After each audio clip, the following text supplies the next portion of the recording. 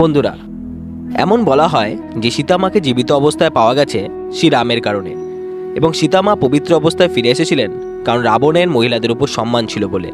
মানুষ রাবণকে মহান উল্লেখ করেছেন এমন যে তিনি নাকি কোনো স্ত্রীর সাথে দুর্ব্যবহার করেন না, কিন্তু এমন কোনো ঘটনাই নয়। এ বিষয়ে রামায়ণে এক ঘটনার উল্লেখ পাওয়া যায়। এই কাহিনী অনুযায়ী রাবণ সীতামাকে অপহরণ করে অশোক বনে রাখলেও সীতামায়ের ইচ্ছার বিরুদ্ধে কখনো তাকে স্পর্শ করতে পারেননি। কী সেই কারণ? আজকে আমরা এই ভিডিওর মাধ্যমে জেনে নেব আসল কারণ। তাহলে চলুন বন্ধুরা, আর দেরি না করে শুরু করি আজকের ভিডিও।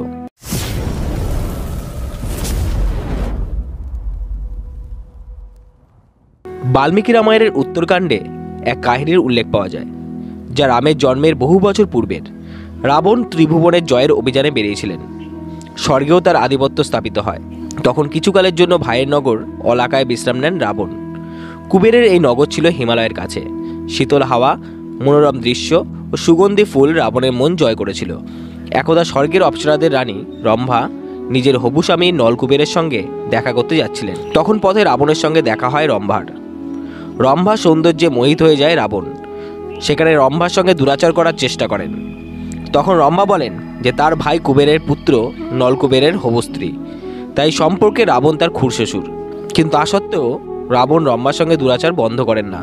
পরে নলকুবের এসব জানতে পারলে তিনি রাবণকে অভিশাপ দেন যে এরপর থেকে রাবণ কখনো কোনো স্ত্রীকে যদি তার ইচ্ছার বিরুদ্ধে গিয়ে স্পর্শ করে তাহলে রাবণের মস্তকের শতখণ্ড হয়ে যাবে।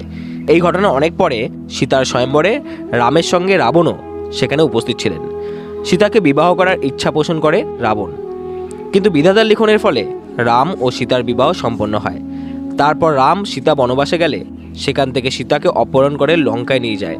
কিন্তু এই অভিশাপের কারণে কখনো সীতাকে স্পর্শ করার সাহস দেখাতে পারেননি রাবণ।